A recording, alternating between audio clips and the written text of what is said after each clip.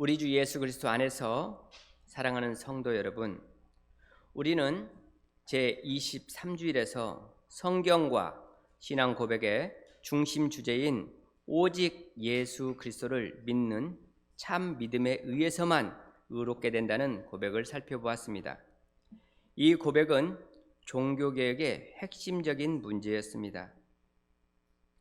교회는 이 고백을 깨닫고 깨달음으로 유일한 구주이시고 완전한 구속주이신 예수 그리스도께로 돌아오게 되었고 유일한 성경에로 돌아오게 되었습니다. 이제 오직 예수 그리스도를 믿음으로 의롭게 된다는 구원에 관한 이 고백은 우리에게 매우 쉬운 말로 들립니다. 그러나 우리는 이 고백을 쉽게 받아들이지 못합니다. 실제로 이 고백을 믿지 못할 때가 많습니다. 왜냐하면 우리는 다른 누군가를 전적으로 의지하는 것을 그리 좋아하지 않습니다. 실제로 오직 그리스도만 믿지 않으려고 합니다. 여러분, 이미 그리스도께서 지상에서 사역하실 때부터 오직 믿음으로 의롭게 된다는 교리에 대한 많은 저항이 있었습니다. 하나님을 믿는다고 하는 유대인 지도자들은 이 이신칭의 교리를 전혀 받아들이지 않았습니다. 그리고 종교개혁 시대 동안에도 이 교리에 대한 저항은 계속되었습니다. 많은 세월 동안 교회는 행위에 의해서 스스로 의롭게 된다는 거짓 교리를 가르쳐 왔습니다. 그런 상황 가운데서 믿음으로 의롭게 된다는 교리는 새롭고 충격적인 교리였습니다. 그래서 특별히 로마 교도들에 의해서 시작된 반종교개혁이 오직 믿음으로 의롭게 된다는 교리에 집중된 것은 그럴 만한 이유가 있었습니다. 믿음으로 의롭게 된다는 동일한 문제는 개신교들 안에서도 계속되는 투쟁에서도 중요한 역할을 했습니다. 교회 역사의 중요한 질문 중에 하나는 우리가 어떻게 하나님 앞에서 의롭게 되는가 하는 것입니다. 이런 배경에 비춰볼 때 우리는 우리 교리문답이 우리의 칭의에 관해 무엇인가 더 말하기를 원한다는 사실을 이해할 수 있습니다. 이 문제는 44주일에서 다시 나올 것입니다. 우리는 우리의 믿음에 대한 이런 점에 있어서 절대적으로 분명히 알고 있어야 합니다. 우리는 23주일에서 우리가 오직 예수 그리스도를 믿는 믿음을 통하여 의롭게 된다는 적극적인 성경적 신앙 고백을 했습니다. 이제 24주일에서는 이 교리에 반대하여 제시하는 몇 가지 반대 주장을 토론하려고 합니다. 첫 62문은 우리의 죄악된 마음과 연관된 것입니다. 두 번째 63문은 성경으로부터 취해진 것입니다. 세 번째 64문은 우리의 생활의 실제에 근거한 것입니다. 우리가 이제 이 각각의 반대에 반응할 때 우리는 하나님께서 우리가 판단하는 것과 전혀 다르게 판단하신다는 사실을 주목해야 합니다. 우리는 우리 자신의 표준들과 기준을 이 문제에 적용시켜서는 안 되고 하나님의 왕국 안에서 합법적이고 구속력 있는 규칙으로서 하나님께서 판단하시는 하나님의 표준들을 받아들여야 합니다. 우리 주일은 하나님의 표준들에 대해서 말합니다. 저는 다음과 같이 주제로 설교를 요약하겠습니다. 하늘의 왕국 안에서 하나님의 표준들의 척도에 관한 고백입니다. 첫 번째, 공로의 측량입니다. 두 번째, 은혜의 측량입니다. 세 번째, 믿음의 측량입니다. 이 첫 번째 공로의 측량을 말씀드리겠습니다. 척도, 측량이란 우리가 어떤 것에 대한 판단할 때 적용하는 규범 혹은 기준입니다. 인간이 가지고 있는 측량법과 하나님의 측량법은 큰 차이가 있습니다. 그러나 타락하기 전에는 같았습니다. 그러나 타락 이후에 우리가 보는 척도와 하나님의 척도는 근본이 달라진 것입니다. 죄로 오염된 우리는 정확하게 측정하고 신속하게 정확하지 않게 측정하고 그리고 신속하게 잘못된 기준을 적용합니다. 그러므로 우리는 항상 성경으로 돌아가서 하나님께서 친히 계시하신 그 표준들을 발견하고 적용시켜야 합니다. 이 하나님의 표준들은 하나님의 영원한 언약의 근거에 있습니다. 하나님의 표준들은 확고하고 변하지 않습니다. 주님께서는 항상 당신의 언약적 율법으로 판단하십니다.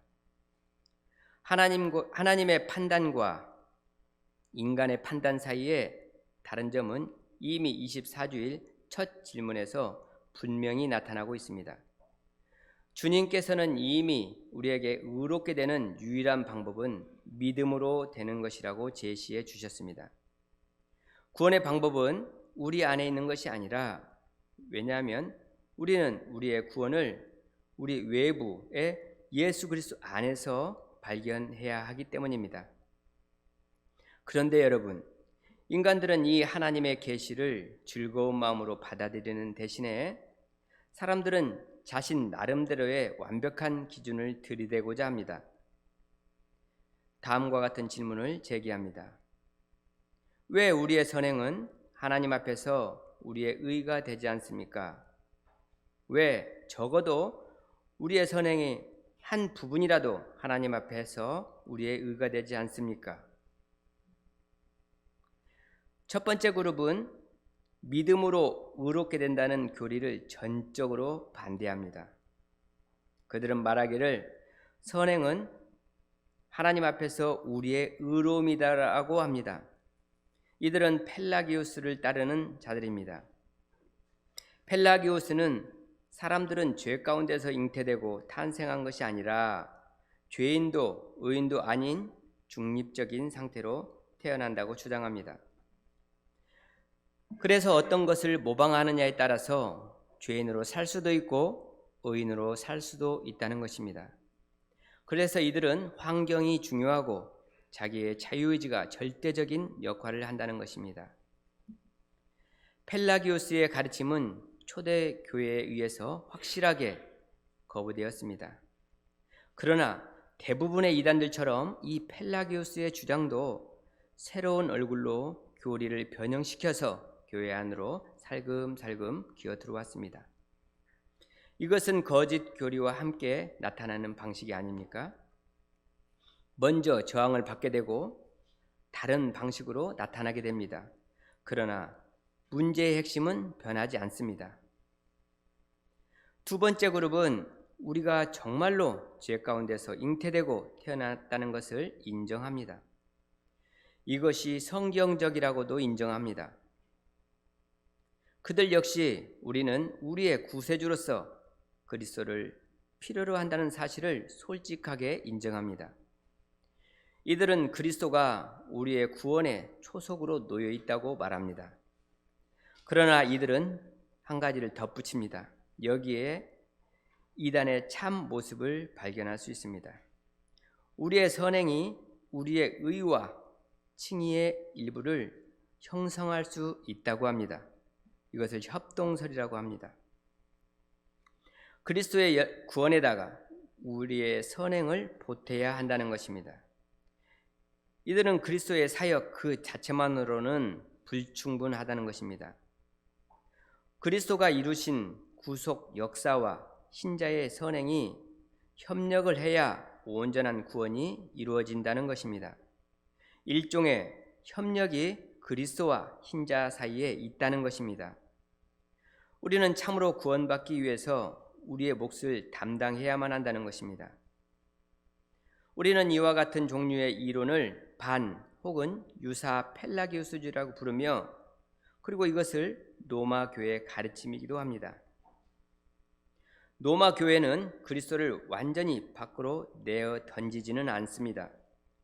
그러나 이러한 가르침의 결과는 그리스도께서 더 이상 유일하고도 완전하신 구세주가 아니라는 것입니다.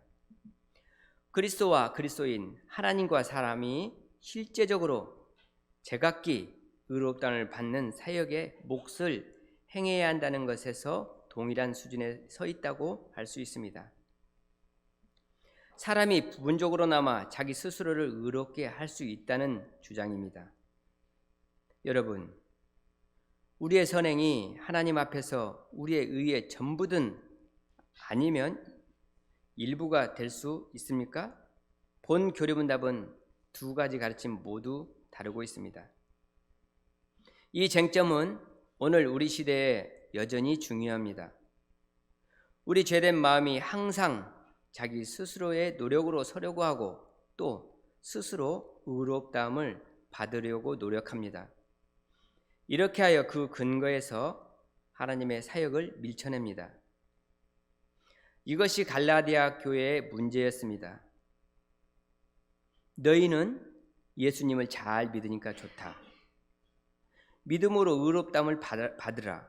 그러나 그것만 가지고는 안 된다. 예수님을 믿는 믿음에 한 가지 덧붙여져야 우리의 구원이 온전해질 수 있다.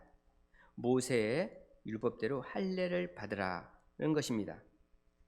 오늘날 모든 곳에서 신학에 펴져 있는 이런 인본주의 이론들은 스스로 의롭게 된다는 교리입니다. 많은 교인들이 자신의 구원의 가능성을 자신의 행위에 근거해 두고 있습니다.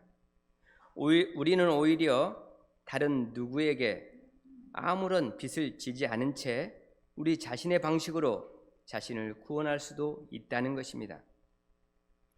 이런 방식으로 우리는 전적인 타락의 심오한 영향과 결과를 제거하고자 합니다. 누가 하나님 앞에 빈손으로 겸손하게 나가고자 합니까? 주님, 제가 여기 있습니다. 제 편에서 계약을 지켰습니다.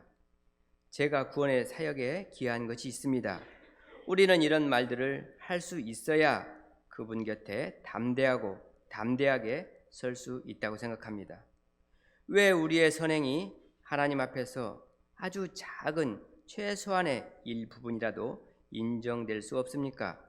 이 질문은 중요합니다. 이제 본 교리문답은 만일 우리의 선행이 우리를 의롭게 할 수 있다면 그리스도의 입지가 위대해진다고 대답할 수 있었습니다. 그러나 본 교리문답은 전혀 그렇게 말하지 않았습니다. 본 주의 날 대답에서 그리스도를 전혀 언급하지 않았습니다. 때때로 우리는 여기에서 그리스도를 중심에 두어 훨씬 더 적절하고 부드러운 대답을 할 수 있었다면 좋았을 것이라고 생각하기도 합니다. 그렇게 할 수도 있었을 것입니다. 그러나 본 질문은 우리에게 잘못된 측량법, 즉 공로 측량법을 우리에게 보여줍니다. 본 교리문답은 이것을 먼저 토론해야만 했습니다. 우리의 선행이 약간이라도 공로가 될 수 있습니까? 만일 선행이 우리에게 아무것도 얻을 수 없다면 우리의 선행은 불필요한 것이 아닙니까? 본 교리문답은 공로 측량법에 관한 하나님의 기준을 다루고 있습니다. 어떤 행위가 선한 행위일 수도 있습니다. 그러나 이것으로 우리가 보상, 상을 얻을 수 있는 공로의 행위로 만들 수 있습니까? 우리의 측량법은 여기에서 결정적이지 않고 하나님의 측량법이 결정적입니다. 그리고 이 사실은 본 교리문답이 이 첫 번째 대답에서 주고 있는 답변입니다. 우리는 참으로 수많은 선행을 할 수 있고 또 우리는 반드시 선행을 해야만 합니다. 분명히 선행은 우리가 하늘에 계신 아버지를 영화롭게 하는 수많은 열매를 맺을 때 하늘에서 즐거움이 있습니다.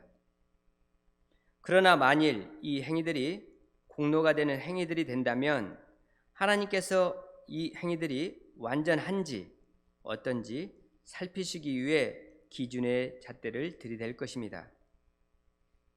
본 교리문답은 하나님의 심판대 앞에 설 수 있는 의는 절대적으로 완전해야 하며 하나님의 율법에 완전히 일치해야 하는 반면 이 생에서 우리의 최고의 선행이라도 모두 불완전하며 죄로 오염되어 있기 때문이라고 말합니다. 이것은 아주 높은 기준입니다. 그렇지 않습니까? 공로를 위한 행위라면 틀림없이 하나님의 율법의 기준에 완전하고도 완벽하게 일치해야 합니다.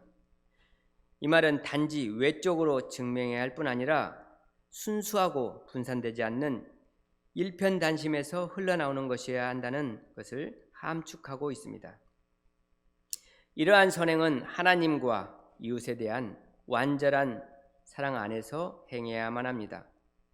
만일 우리가 계명 중 하나라도 어기는 죄를 지었다면 우리는 모든 율법을 어긴 것입니다. 왜냐하면 모든 계명은 하나이기 때문입니다. 이것은 하나님에 대한 충만하고 총체적이고 완전한 사랑을 요구합니다. 하나님의 기준은 높습니다. 그분은 완전한 것을 요구하십니다. 하나님께서는 전부든 아니면 전무든 둘 중에 하나라고 말씀하십니다. 우리는 하나님께 우리의 마음으로 완전하게 섬겨야 합니다. 왜냐하면 조금이라도 부족한 것은 하나님 목전에 받아들여질 수 없기 때문입니다. 하나님의 율법은 영원토록 동일하고 그리고 그분은 결코 다른 기준으로 재어보시지 않으실 것입니다. 만일 여러분들이 하나님께서 이와 같은 높은 기준을 유지하시는 이유가 무엇인지를 묻는다면 그 대답은 항상 하나님께서 우리가 하나님의 기준에 부응할 수 있도록 사람을 완전한 의와 거룩으로 지으셨다는 동일한 말씀을 듣게 될 것입니다. 이렇게 창조하시고 또 하나님께서 곧바로 언약을 체결하셨기 때문에 하나님께서 정당하게 완전한 성김보다 덜한 것을 기대하거나 요구하실 수 없습니다. 오직 우리의 행위가 태초에 설정해 두신 하나님의 신적인 기준에 맞을 때 우리의 행위가 조금이라도 공로로 인정될 수 있습니다. 이 역시도 자신의 행위로 자신의 구원을 획득할 사람이면 누구든지 구세주가 필요 없다는 뜻이기도 합니다. 이것이 바로 하나님께서 공로를 측정하시는 방법입니다. 본 교리문답은 성경에 게시된 이런 신적인 기준으로 우리의 선행을 봅니다. 그리고 이것은 우리로 하여금 이 생에서 우리의 최고의 선행이라도 모두 불완전하며 죄로 오염되어 있기 때문이라고 고백하도록 만듭니다. 나는 항상 본 교리문답이 우리의 최소한의 행위에 대해서 말하지 않고 우리의 최상의 행위에 대해서 말하고 있음을 분명하게 알고 있습니다. 심지어 우리가 최상의 행위를 할 때도 충분히 선하지 못합니다. 우리의 최상의 행위조차도 우리의 공로를 위한 행위로 하나님 앞에 인정될 수 없습니다. 이것이 이사야 선지자가 이스라엘 백성에게 분명하게 하였던 말씀이기도 합니다. 이사야 64장 6절입니다. 대저 우리는 다 부정한 자 같아서 우리의 의는 다 더러운 옷과 같으므로 우리는 다 쇠폐함이 잎사귀 같으므로 우리의 죄악이 바람같이 우리를 몰고 가나이다. 우리의 최상의 행위도 여전히 전적으로 오염되어 있고 동시에 더럽혀져 있습니다. 우리의 의로운 행위는 즉 우리의 최상의 행위는 더러운 옷이며 질병의 근원 때문에 소각할 수밖에 없는 더러운 옷과 같습니다. 그래서 약간은 오만하게 보이는 이 질문, 왜 우리의 선행은 하나님 앞에서 우리의 의, 최소한의 그 부분이라도 될 수 없습니까? 하는 심오한 진리를 고백하도록 이끕니다. 우리는 반드시 하나님 앞에 무릎을 꿇고 부복해야 합니다. 심지어 우리의 최상의 선행이 하나님의 능력에 의해서 우리 안에 역사하셔서 초래된 것이라고 할지라도 여전히 불충분합니다. 우리는 단지 지옥의 정죄를 받기에 합당하다고 생각하고 빈손으로 하나님 앞에 나가야 합니다. 그리고 우리는 우리의 하나님의 은혜에 전적으로 의지해야 합니다. 우리는 이제 두 번째 논점에 이르렀습니다. 두 번째, 은혜의 측량법입니다. 심지어 이신층이의 교리에 대한 반대 의견들이 이런 방식으로 잠잠해져도 우리의 최성과 교활한 마음은 계속해서 또 다른 잘못된 것을 따라갑니다. 여기에서 두 번째 질문 63문은 놀랍도록 완벽합니다. 과연 하나님께서 우리의 선행에 대해 이생과 내세에서 보상을 약속하셨는데도 그 선행들은 아무런 공로도 되지 않습니까? 이렇게 질문합니다. 이 질문은 매우 유익하고 중요합니다. 이 질문은 성경에 가르치고자 하는 참된 의미가 무엇인가를 묻고 있는 것입니다. 여러분, 성경이 보상 혹은 상급에 대해서 말하지 않았습니까?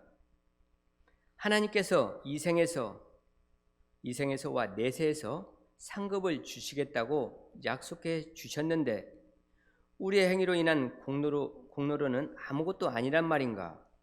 만일 우리의 선행이 아무런 공로가 되지 않는다면 보상, 상급이라는 개념을 어떻게 설명할 수 있는가? 개혁교회들은 이와 같은 성경 본문을 어떻게 해석합니까? 성경이 보상 혹은 상급이라는 용어를 사용하고 있다는 것은 사실입니다. 누가복음 22장 26장 22절 23절 인자 때문에 너희가 미움을 받을 때에 복이 있나니 보라 너희 상급이 하늘에서 크다. 계시록 22장 12절 보라 내가 속히 오리니 내가 줄 상이 내게 있어 각 사람에게 그가 행한 대로 갚아 주리라. 이 본문들을 어떻게 해석할 것인가? 우리의 행위에 의해서가 아니라 오직 믿음으로 의롭게 된다는 교리 때문에 본문에서 말하는 행위로 인한 상급을 너무 무시하지 않은가 하는 질문입니다. 교리문답 63문답은 우리에게 짧지만 아주 깊이 있는 성경적인 명확한 답을 해주고 있습니다. 63문 답을 보면 이 보상은 공로로 얻는 것이 아니고 은혜의 선물입니다. 그렇습니다. 여러분, 이 상급에 대한 신앙 고백은 부인할 수 없는 성경적인 가르침이며 또 우리에게 절대적인 위로를 줍니다. 우리가 받은 어떤 상급도 공로를 토대로 받는 것이 아니라 오히려 은혜를 통해서 받습니다. 우리는 다시 한번 하나님의 기준과 측량을 볼 수 있습니다. 우리가 보상, 상급을 받을 때에 우리가 보상을 얻어냈다고 말하기 쉽습니다. 우리는 보상을 받기 위해서가 아니면 상급을 바라보고 일하거나 특별한 일을 가지고 특별한 열심을 가지고 남다른 행위를 합니다. 그러나 하나님께서 이것에 해당되지 않습니다. 우리의 싹이나 보상, 상급은 정확한 시간이나 일한 양의 결과로 주어지는 것이 아니라 주일의 은혜로 처분으로 주어지는 것입니다. 이것을 설명해 주는 말씀이 있습니다. 우리는 마태복음 20장에서 이 사실을 읽을 수 있습니다. 여기에 은혜로운 측량법이 분명하게 계시되었습니다. 마태복음 19장 29절 30절입니다. 또 내 이름을 위하여 집이나 형제나 자매나 부모나 자식이나 전토를 벌이는 자마다 여러 배를 받고 또 영생을 상속하리라. 30절 그러나 먼저 된 자로서 나중되고 나중된 자로서 먼저 될 자가 많으니라. 모든 것을 버리고 나를 따르는 자는 영생을 유업으로 얻으리라라고 하신 예수님의 말씀을 듣고서 혹시라도 천국과 영생이 자기 희생의 대가로 주어지는 것이라고 오해하지 않을까 염려하셨습니다. 그래서 예수님은 포도원의 비유를 들어 저들을 가르치셨습니다. 어떤 이들은 오전 9시 일찍 부름을 받고 어떤 이들은 늦게 오후 5시에 부름을 받고 포도원에 들어가서 일하였지만 결국 똑같은 하루치의 온전한 품삯을 받았다고 말씀하십니다.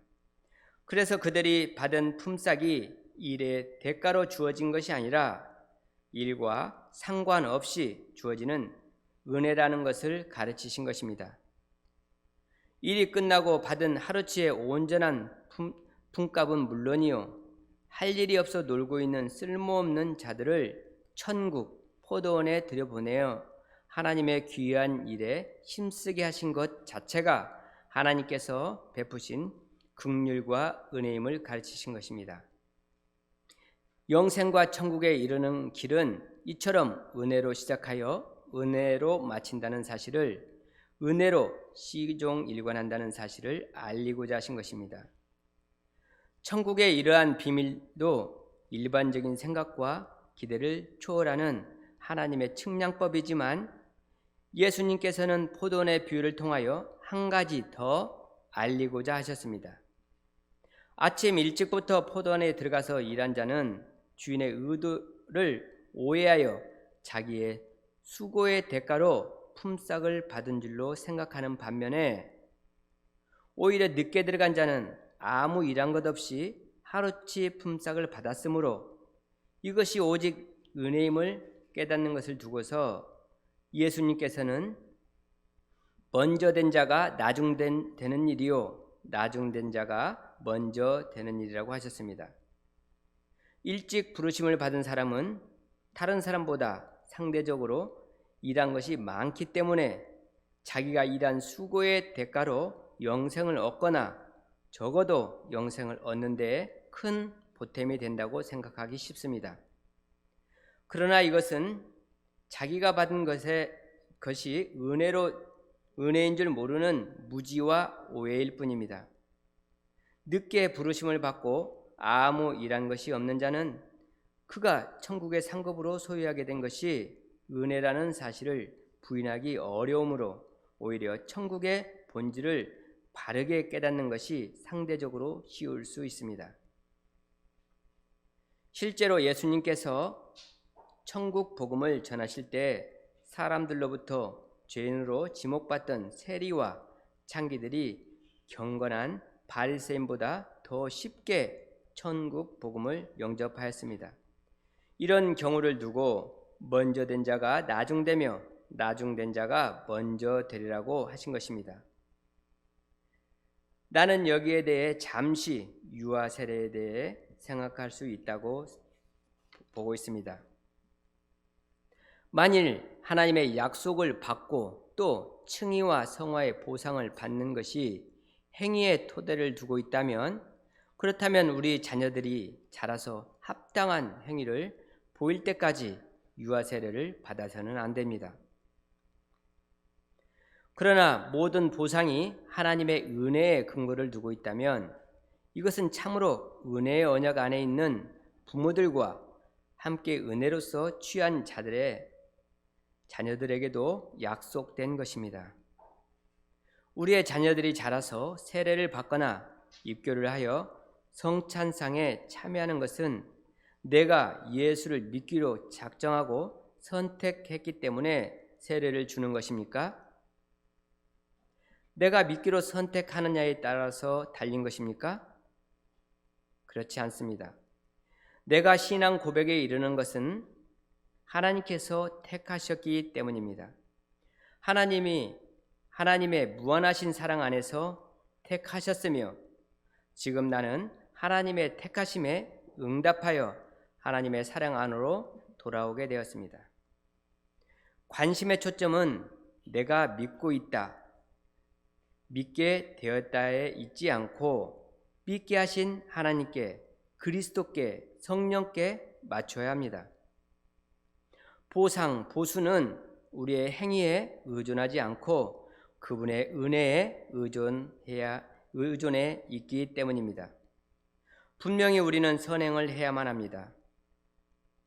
본 교리문답은 이후에 주의날 제32주일과 그 후속 주일에서 선행의 필요성에 대해서 길게 다루고 있습니다.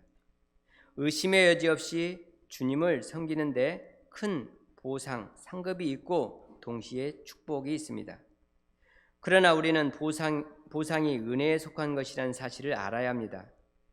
만일 우리가 진실로 마땅히 받아야 할 것에 따라 보상을 받는다면 우리는 모두가 죽임을 당해야 합니다. 바울이 로마서 6장 23절에서 죄의 싹은 사망이나 그러나 하나님의 거저 주시는 은사는 우리 주 예수 그리스도 안에 있는 영원한 생명입니다. 하나님의 거저 주시는 선물과 무가치한 자들에게 주시는 은혜는 예수 그리스도 안에서 깨닫게 되는 설명할 수 없는 기적입니다. 하나님께서 당신의 신적인 사랑으로 우리에게 당신의 풍성한 은혜에 따라 풍성하게 상을 베푸십니다. 하나님은 당신의 이름을 위해서 우리가 잃은 모든 것을 넘치도록 채워주시고 동시에 당신의 아들 안에서 영원한 풍성한 축복을 주십니다. 여러분, 그리스도는 하나님의 은혜의 산 증거입니다. 그리스도께서는 세상에 오셔서 완전한 행위를 하나님 앞에서 행하셨습니다. 그리스도께서는 공의로우신 하나님 앞에서 완전하게 행하신 공로의 근거에서 하나님으로부터 보상을 받으셨습니다. 완전한 의인이라고 인정을 받으셨습니다. 그리고 받으신 보상인 이 의를 우리에게 은혜의 보상으로 주셨습니다. 바로 이 상급인 그리스도의 은혜로 얻은 자들은 이 은혜가 우리를 강건하게 하며 그리고 살아있는 믿음으로 즐거움을 우리에게 제공해 줄 것입니다. 우리는 이제 마지막 논점에 이르렀습니다. 셋째, 믿음의 측량법입니다. 내가 지적했듯이 여전히 실천적인 경험으로부터 마주치는 한 가지 질문이 더 남아 있습니다. 이행득이가 아닌 이신칭의의 교리는 진실로 아름다운 교리입니다. 심지어 로마 교회조차도 16세기 종교개혁 시기에 논쟁하는 동안 이것을 기꺼이 인정하려고 했습니다. 이 교리는 멋진 것처럼 보입니다. 그러나 이 교리는 결코 값싼 것이 아닙니다. 본 교리문답은 제64문에서 몇 가지 질문을 이렇게 적어놨습니다. 이러한 교훈은 사람을 무관심하고 사악하게 만들지 않습니까? 교회가 이렇게 하여 여하튼 선행으로 어떤 것도 획득할 수 없기 때문에 행위가 없는 단지 은혜로서만 사는 열매가 없는 삶을 살지 않겠는가 이렇게 질문합니다. 행위에 대한 어떤 보상을 얻을 수 없기 때문에 행위 없이는 그런 그리스도인으로 살아가지 않겠는가? 이 질문은 참으로 좋은 질문입니다. 우리가 아무것도 행함이 없이 무엇인가를 받는다면 왜 우리가 일찍 일어나 일하고 노력하겠습니까? 선행이 아무런 공로로 작용하지 않는다면 왜 선행을 해야 합니까? 우리가 아무것도 하지 않은 채 보수를 받는다면 일찍 일어나 일해야 할 이유가 있습니까? 거기에는 반드시 어느 동기가 있어야 하지, 그렇지 않으면 사람은 아무것도 하지 않을 것입니다. 이것이 오직 믿음으로만 의롭다함을 받는다는 이 개혁자들의 가르침을 겨누었던 질문들입니다. 이것은 바울 사도가 복음을 전할 때도 이미 나왔던 이야기입니다. 로마서 5장 20절 죄가 더한 곳에 은혜가 더욱 넘쳤다 하고 바울 사도가 가르치자 유대주의자들은 그러면 은혜를 많이 받으려면 죄를 많이 지으라는 말이냐 비아냥거렸습니다. 로마서 6장에서 다루는 주제가 바로 이것입니다. 유대인들이 은혜의 복음을 비난한 것처럼 오늘날에도 사람들은 그렇게 말합니다. 죄가 더한 곳에 은혜가 더욱 넘쳤다고 했으니까 은혜를 많이 받으려면 계속해서 죄를 지어라. 죄가 많은 곳에 은혜도 많지 않겠느냐? 믿음으로 어렵다 하는 것을 가르치면 오히려 사람들은 그런 반론을 펴니다. 거기에 대해 바울 사도는 로마서 6장 3절 너희가 알지 못하느뇨 하면서 이야기합니다. 너희가 알지 못하느뇨 하면서 이야기하는 것의 요점은 무엇입니까? 로마서 6장의 중요한 주제인데 그것은 그리스도와의 연합입니다. 신자는 그리스도와 함께 죽고 그리스도와 함께 다시 살아난 사람입니다. 그리스도와 연합하였기 때문에 신자는 더 이상 죄 가운데 있을 수 없습니다. 64문에서도 그리스도와 연합으로 대답합니다. 참된 믿음으로 그리스도에게 접붙여진 사람들이 감사의 열매를 맺지 않는 것은 불가능합니다. 이 대답은 예수님이 하신 말씀을 배경에 두고 있습니다. 요한복음 15장 5절 나는 포도나무요 너희는 가지라. 그가 내 안에 내가 그 안에 거하면 사람이 열매를 많이 맺나니 나를 떠나서는 너희가 아무것도 할 수 없습니다. 어떤 가지가 포도나무에 붙어 있으면 열매를 맺습니다. 붙어 있기만 하면 저절로 열매를 맺습니다. 마찬가지로 신자가 그리스도와 연합되어 있으면 감사의 열매를 맺지 않는 것은 불가능합니다. 여기에서 감사의 열매라는 것은 선행입니다. 착한 일은 반드시 열매로서 따라오게 되어 있습니다. 또한 그 가지는 열매를 맺는 다음에 내가 내 힘으로 열매를 맺었습니다 라고 이야기하는 법도 없을 것입니다. 열매를 맺는 포도나무 가지는 반대로 말할 것입니다. 포도나무인 주님께서 나에게 생명력을 주시고 양분을 주셔서 내가 이 열매를 맺었습니다. 열매는 주님께서 나온 것이고 나는 가지일 뿐입니다 라고 말할 것입니다. 가지는 나무로부터 생명을 공급받습니다. 이 생명은 나무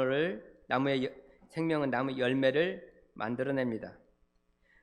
열매를 만들어내는 힘은 바로 생명의 근원인 나무입니다.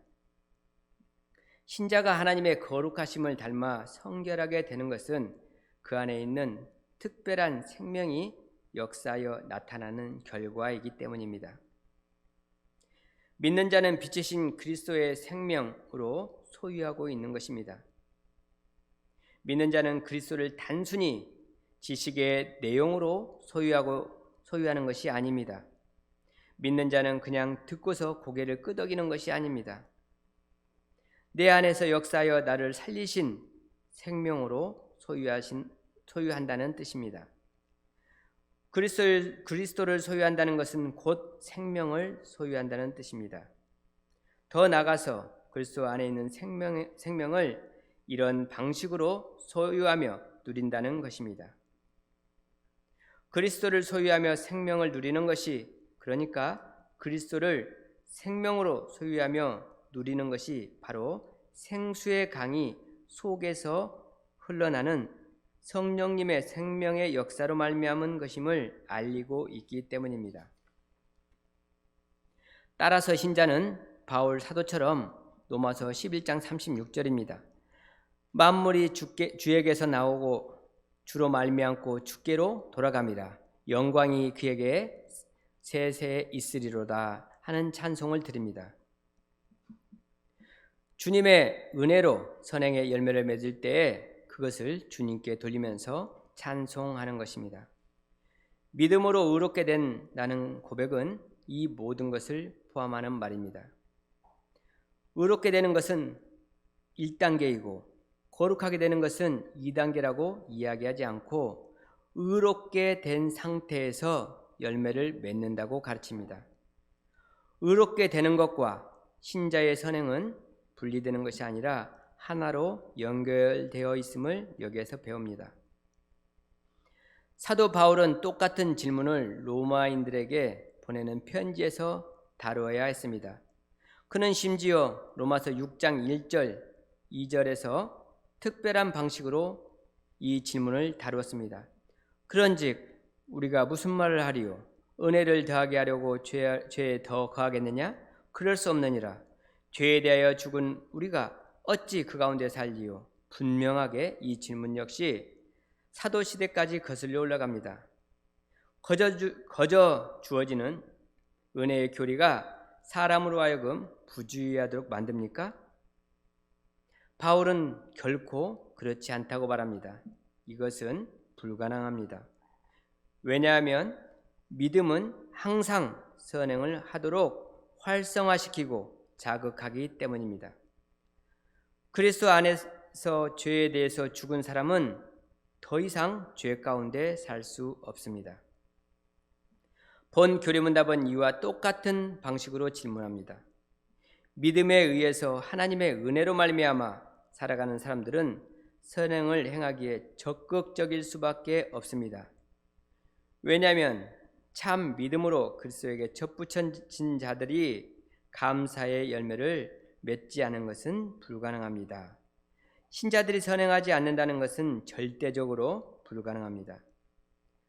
로마주의자들은 거저 주어지는 은혜의 교리가 가르쳐진다면 어떤 일도 하지 않는 중풍에 걸린 교회가 될까봐 두려워했습니다.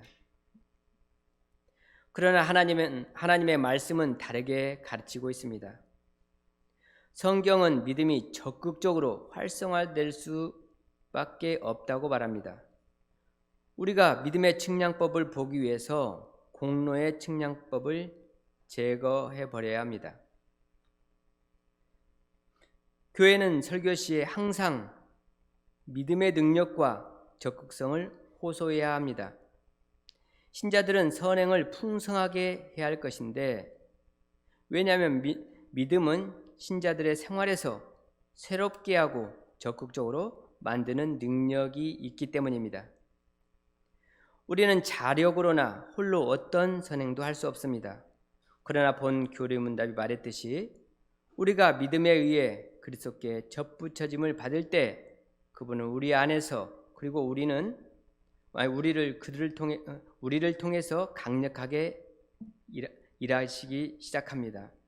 접붙임이라는 말은 아주 밀접한 결속자이자 연합을 가르칩니다.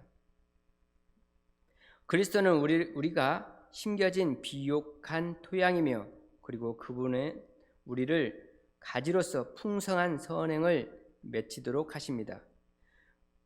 그러하기에 우리는 스스로 살려고 해서는 안 되며 오히려 우리 안에 그리스도가 또 우리가 그분 안에 살아야 합니다. 그렇습니다. 그리스도 예수께서는 당신의 성령과 말씀을 통해서 교회로 하여금 신실하게 감사하는 태도로 선행이라는 적극적인 섬김을 할 수 있도록 하십니다. 그리스도인들이 부주의하며 악한 사람일 수 있습니까? 성경과 우리 고백서에 따르면 결코 그렇게 될 수 없습니다. 게다가 그리스도인의 삶이 이 사실을 밖으로 드러나게 됩니다. 그리스도인들은 하나님을 섬기는 데 신중하고 열심히 있는 사람이며 그리고 너무도 은혜롭게 자신들을 구속하신 그리스도에게 날마다 감사하는 태도를 보이고자 하는 원하는 사람들입니다. 개역 신앙 고백서에 다음과 같은 분명한 선이 있음을 주목하십시오. 우리는 오직 믿음에 의해서 우리의 어떤 공로가 아닌 은혜로부터 의롭다함을 받습니다. 그러나 이 믿음은 선행을 충만하게 하는 새로운 사람으로 만듭니다. 우리는 진정으로 오직 믿음에 의해서만 의롭다함을 받습니다. 그러나 이 믿음은 죽은 실체가 아닙니다. 믿음은 적극적이도록 만드는 힘입니다. 행함이 없는 믿음은 죽은 믿음이며 그러나 참 믿음으로 참으로 그리스도에 의해서 수많은 열매를 맺히도록 합니다. 개혁교회는 선행의 중요성과 필요성을 충분하게 강조하지 않다고 비난하기도 했습니다. 그러므로 때로는 우리 가운데 죄의 지식이 충분하지 못하다는 말을 듣습니다. 우리는 하나님의 은혜를 너무 쉽게 받아들이고 또 주의 만찬에 너무 빨리 참여합니다. 이런 비난 가운데는 일면의 진실도 있습니다. 우리는 날마다 우리의 죄를 단절해야 할 필요성을 살피지 않은 채 잘못되고 부주의한 방식으로 하나님의 은혜를 받으려고 해서는 안 됩니다. 오히려 우리는 하나님께서 우리를 당신의 자녀로 받아들이셨고 또 당신의 은혜로 우리를 보존하신다는 믿음의 확신을 간직해야 합니다. 만일 우리가 부주의하고 악한 방식으로 행한다면 우리의 개혁 신앙 고백서가 이것을 결코 허락하지 않는다는 사실을 분명하게 하도록 합시다.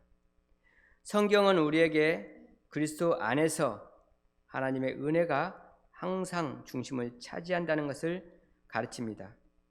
우리는 하나님께서 먼저 우리 편에서 특정한 거룩한 행위를 성취함이 없이 당신의 사랑으로 우리를 허락하신 것을 기쁘고도 감사하게 받아들여야만 합니다. 우리는 사람의 행위라는 측정법에 의해서 살지 말고 하나님의 은혜와 믿음이라는 측량법에 의해서 살도록 합시다.